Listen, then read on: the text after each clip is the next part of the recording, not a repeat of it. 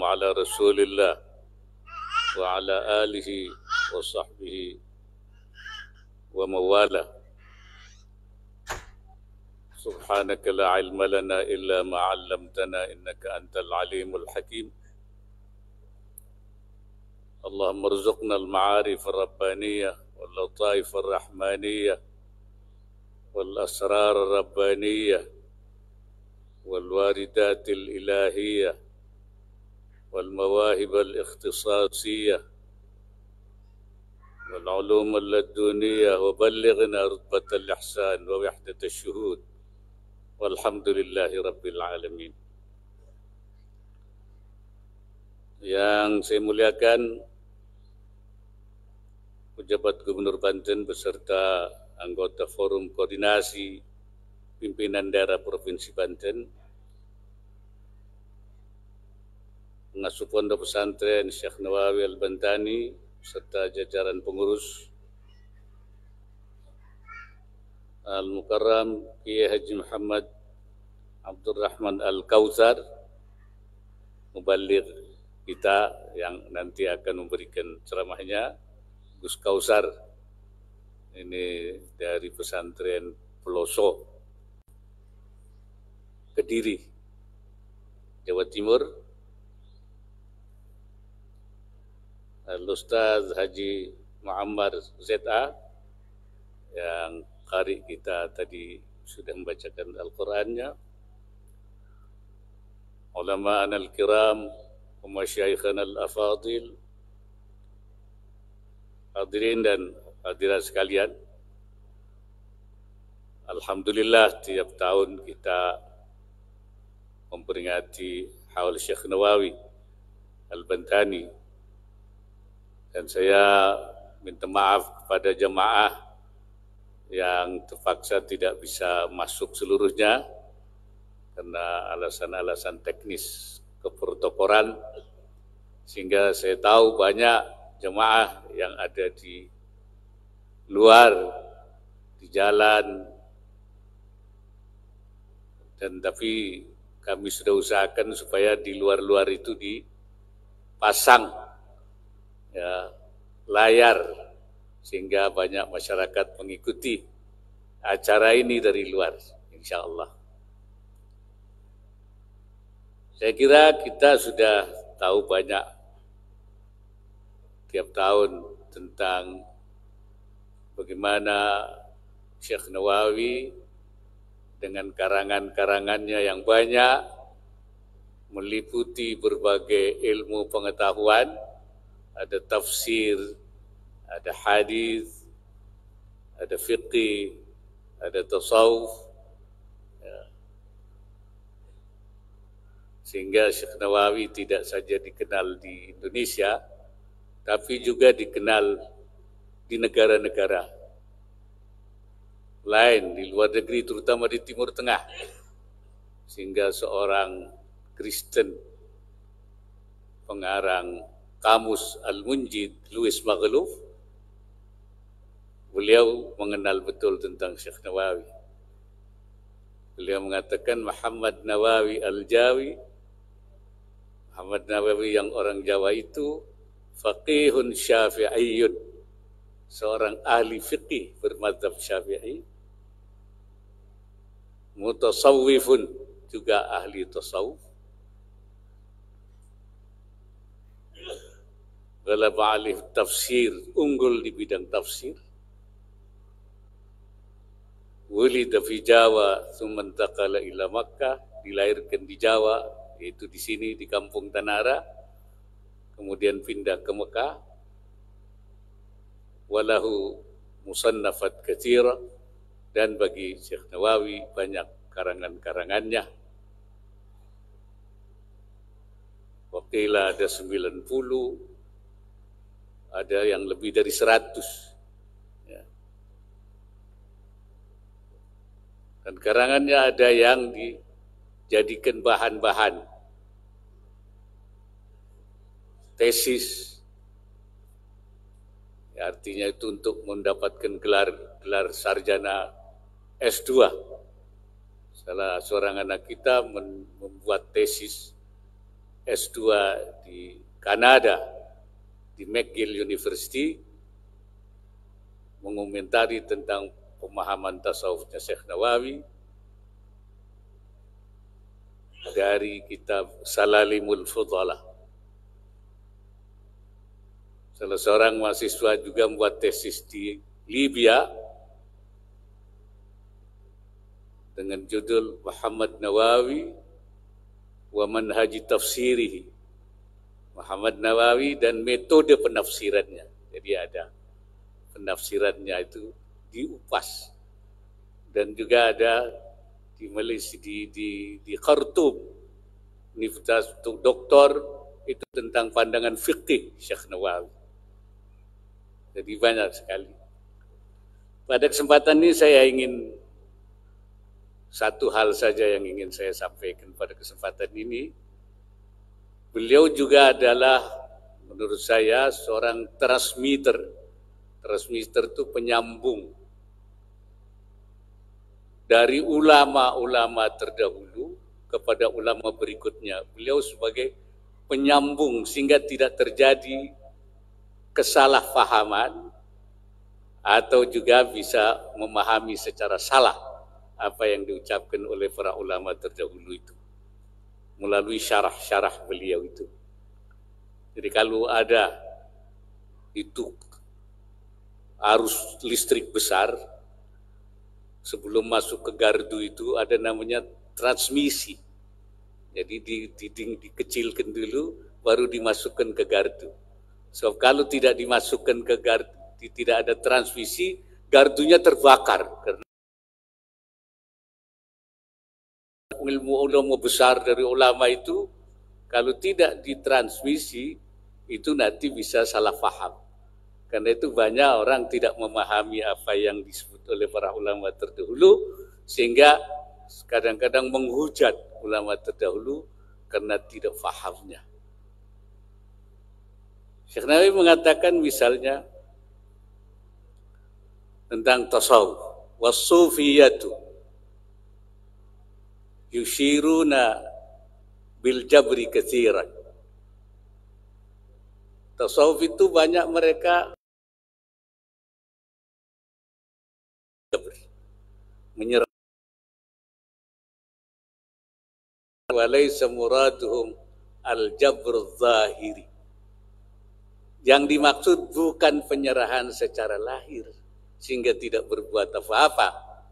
Wa innama muraduhum al-jabrul batini. Yang dimaksud oleh para tasawuf itu penyerahan secara pasrah kepada Allah Subhanahu wa taala. Itu jadi sehingga tidak terjadi salah paham. Beliau juga menyebutkan as-sabab wa tawakkul la munafata bainahuma. Antara sebab dan tawakal itu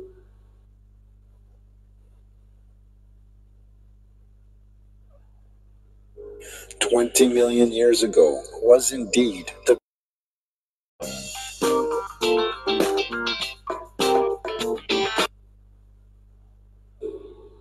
wal amal was sabab. Itu tidak disyaratkan. Tadbir itu memikirkan, merenungkan, ya. Wal amal juga tidak meninggalkan amal, was sabab dan tidak meninggalkan sabab. Jadi tidak berarti orang tawakal itu tidak melakukan sababiyah. Tidak. Kemudian beliau menghubungkan peristiwa ketika masuk wabah ta'ud, kemudian Sayyidina Umar memutuskan untuk tidak jadi masuk, sehingga Ubaidillah bin al-Jarrah mengatakan apa kita mau lari dari qadar Allah, kenapa tidak masuk saja? Ya, di situ ada wabah, ada ta'ud. Sayyidina Umar mengatakan, na'am, nafirru min qadarillah ila qadarillah. Kita memang lari dari qadar Allah untuk tidak masuk ke dalam kota Syam kepada qadar Allah yang lain. Jadi tidak berarti kita lari. Dan ini Syekh Nawawi itu. Bahkan ketika beliau menafsirkan ayat hudu hidrakum, bersiap-siaplah menghadapi, itu ayat itu terkait dengan perang, supaya kita bersiap menghadapi perang. Tapi Syekh Nawawi mengatakan wa hadhil ayat tadullu ala wujubil hidri an jami'il madar al-madhununah. Ayat ini juga menunjukkan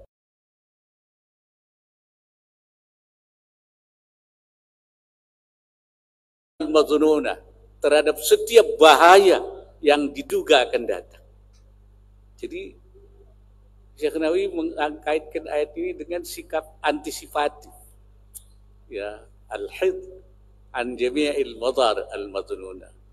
Wa bihadha at-tariq, kata Syekh Nawawi, kana al-iqdam ala al-ilaj bid-dawa wal-ihtiraz 'anil waba wa 'anil jidal wajiban.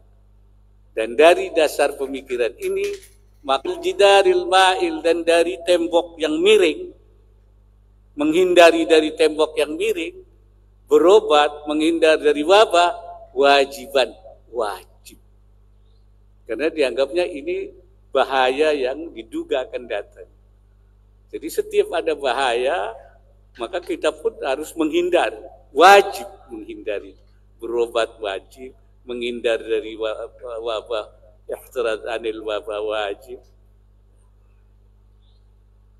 Itu pandangan-pandangan Syekh Nawawi yang menurut saya menyambungkan pandangan-pandangan. Dan ketika Syekh Nawawi menafsiri, mensyarahi ungkapan Ibnu Athaillah yang mengatakan ijtihaduka fima dumina laka wa taqsiruka fima tuliba minka dalilun ala al-ghimas sil basirati minka. Kamu berusaha terhadap sesuatu, ijtihad dalam sesuatu yang sudah dijamin oleh Allah, rezeki. Kita ijtihad dalam rezeki yang dijamin oleh Allah. Tapi lalai terhadap apa yang diminta oleh Allah, ibadah. Kita dituntut oleh Allah. Maka itu menunjukkan bahwa basirah, mata hati kamu adalah buta. Ya. Hilangnya mata hatinya. Jadi orang yang dia bersungguh-sungguh dalam soal yang mencari rezeki yang sudah dijamin oleh Allah, tapi dia lalai terhadap apa yang dituntut oleh Allah, itu menunjukkan bahwa mata hatinya sudah buta, sudah hilang. Nah, kalau tidak diberi pengertian ini, sepertinya kita tidak boleh berusaha untuk mencari rezeki. Syekh Nawawi mengatakan al-mazmum ijtima'ul ijtihad fi ma dumina wa taqsir fi ma tuliba.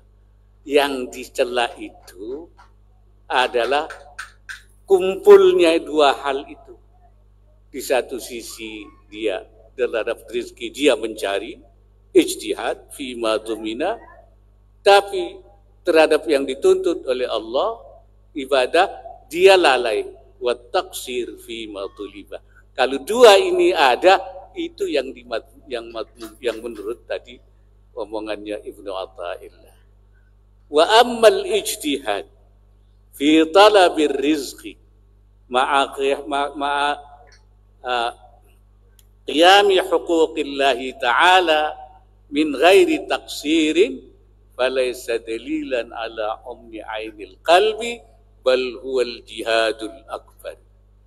Adapun mencari rezeki, berusaha dengan tetap menjaga hak-hak Allah ma'a qiyami huquqillahi ta'ala min ghairi taksirin, dan tidak ada taksir, artinya menyia-nyiakan, mengabaikan, maka itu bukan dalil daripada matinya mata hati. Bukan mata hati kalau dia mencari rezeki, tapi hak-hak Allahnya, kewajibannya dilaksanakan. Bal huwal jihadul akbar, bahkan itu jihad akbar, jihad besar, menurut Syekh Nawawi. Jadi ini sehingga tidak terjadi kesalahpahaman, ya, dari mana yang dimaksud itu. Begitu juga Syekh Nawawi ketika memberikan penjelasan tentang dua hadis yang sering pertama itu man ahabba dunyahu adarra bi akhiratihi. Siapa yang mencintai dunianya, akhiratnya bahaya. Bahaya akhiratnya. Wa hubbud dunya ra'su kulli khati'atin. Ini masyhur di pesantren. Cinta dunia sumber kesalahan. Nah, bagaimana terhadap dua hadis ini? Sepertinya kita tidak boleh mendekati dunia. Nah, di sini Syekh Nawawi mengatakan, wa amma haditsu man ahabba dunyahu adarra bi akhiratihi. Wa qaulul Hasanil Basri mursalan, dan omongannya Imam Hasanul Basri merupakan hadis mursal, hubbud dunya ra'su kulli khati'atin. Dua hal ini, kata Syekh Nawawi, wal muradu al hubbul ladzi yahmilu ala irtikabi nahyin wa tadyi'i amri. Yang dimaksud di sini hubnya itu, cintanya itu, cinta yang membawa kepada irtikabi nahyin, menyebabkan melakukan hal-hal yang dilarang. Karena kecintaannya kepada dunia, akhirnya yang dilarang dilanggar. Misalnya dia melakukan riba, melakukan penipuan dan sebagainya, ya, atau dia sampai melanggar, meninggalkan ibadah dan sebagainya. Au tadyi amrin, atau menyia-nyiakan perintah. Jadi hub, cinta kepada dunia sampai meninggalkan perintah, sampai melanggar larangan, itu yang dimaksud dengan adarra bi akhiratihi, bahaya akhiratnya, atau juga ra'su kulli khati'atin, merupakan sumber segala kesalahan. Wa ammal mutlaqul hub, wa amma mutlaqul hub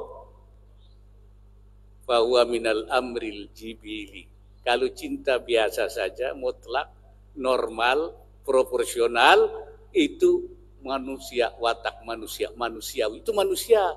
Orang cintai dunia memang itu artinya manusiawi. Sepanjang tidak berlebihan, tidak sampai melakukan apa yang dilarang oleh Allah. Jadi tidak berarti kita tidak boleh. Karena yang tidak boleh itu, ya, harta itu sampai kita lalai. La tuhlikum, la tulhikum amwalukum. Jangan kamu melalaikan hartamu itu. Jadi bukan kita tidak boleh bersibuk urusan harta, tapi jangan melalaikan. Wala tuhlikukum, dan jangan merusak kamu. Wala tunsikum, dan kamu membuat lupa. Ini yang dilarang. Jadi apa-apa yang dijelaskan oleh para ulama terdahulu itu disambung oleh Syekh Nawawi sehingga tidak terjadi semacam kesalahpahaman di dalam memahaminya secara benar. Saya kira, jadi saya menganggap salah satu yang dilakukan oleh Syekh Nawawi selain banyak hal yang lain, beliau adalah transmitter, seorang yang membawa pengertian, pemahaman, penyambung daripada ulama-ulama terdahulu. Karena itu beliau banyak mengarang syarah-syarah. Ini salah satu yang mungkin saya sampaikan. Saya kira itu salah satu pandangan yang dapat saya sampaikan pada malam yang berbahagia ini. Mudah-mudahan kita mendapat berkah dari beliau. InsyaAllah, mudah-mudahan Allah Subhanahu wa Ta'ala memberikan kita perlindungan, ya. Dan ada satu lagi ya yang saya mengagumi apa yang disebut oleh Syekh Nawawi itu, ketika beliau menafsiri ayat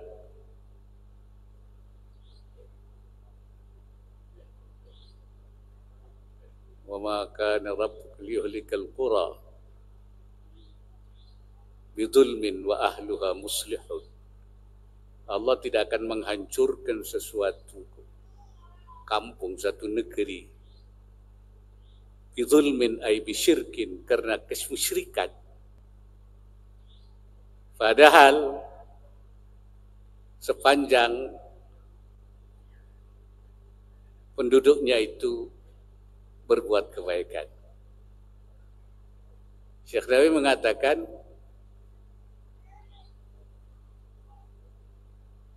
la yuhliku rabbuka ahlal qura bimujarradi kaunihim musyrikin. Allah tidak akan menghancurkan sesuatu kaum dalam keadaan mereka musyrik, kafirlah kepada Allah. Idza kanu muslihina fil muamalati bainahum, apabila di antara mereka dalam muamalahnya baik, muslihin, muamalahnya baik, Allah tidak akan menurunkan, menghancurkan. Kemudian beliau mengatakan, ay inna azabal istihsan la yanzilu li ajli kaunil qaumi mu'taqidina lisyirki. Azab istihsal yang menghancurkan tidak akan turun, kata Syekh Nawawi, dalam keadaan mereka punya i'tiqad syirik, kafir.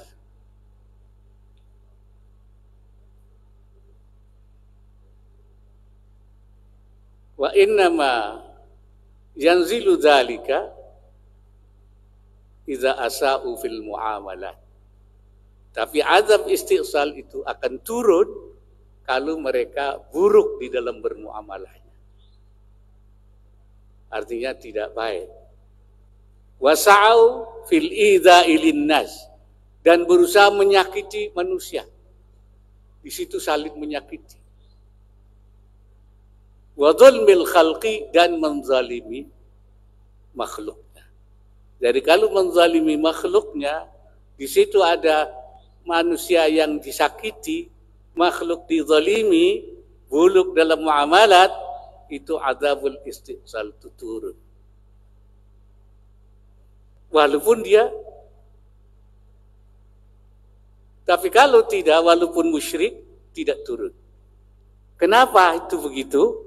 Nah, Syekh Nawawi mengatakan li farati musamahatihi fi huquqihi, musamahati ta'ala fi huquqihi, karena Allah Ta'ala sudah menetapkan untuk haknya itu mentoleransi, mentasamuh. Artinya apa? Kata Syekh Nawawi, kalau hak Allah yang dilanggar, huququllah, Allah toleransi, tidak langsung disiksa di dunia, tapi ditunda di akhirat. Tapi kalau huququl ibad, asa'u fil muamalat, jelek dalam muamalat, asa'u sa'au fil idzalin nas, menyakiti manusia, wa dzulmil khalqi, Allah menurunkan azabnya. Jadi oleh karena itu, ini Syekh Nawawi mengatakan, walidzalika tuqaddamu huququl ibad ala huquqillahi inda tazahumil huquq. Karena itu maka didahulukan hak-hak ibad, hamba, adami, ala huquqillah, atas hukuk Allah, inda tazahumil huquq, ketika hak Allah dan manusia itu terbentur. Kali ada mana yang didahulukan, hak Allah apa hak manusia, ketika terjadi berbenturan, kata Syekh Nawawi, tuqaddamu huququl ibad, yang di ala huquqillahi inda tazahumil huquq. Hak barangkali itu yang dapat saya sampaikan. Mudah-mudahan ada manfaatnya dan ada nilainya. Dan ternyata pandangan-pandangan Syekh Nawawi kalau digali banyak sekali ya, yang bisa menjadi bahan-bahan kita, bukan saja masa lalu tapi juga masa sekarang, bahkan masa depan. Insyaallah pandangan-pandangannya masih sangat relevan. Aqulu qawli hadza wa astaghfirullahal azim. Hadanallah ila aqwamit thariq wallahu al-muwaffiq ila aqwamit thariq. Wassalamu alaikum warahmatullahi wabarakatuh.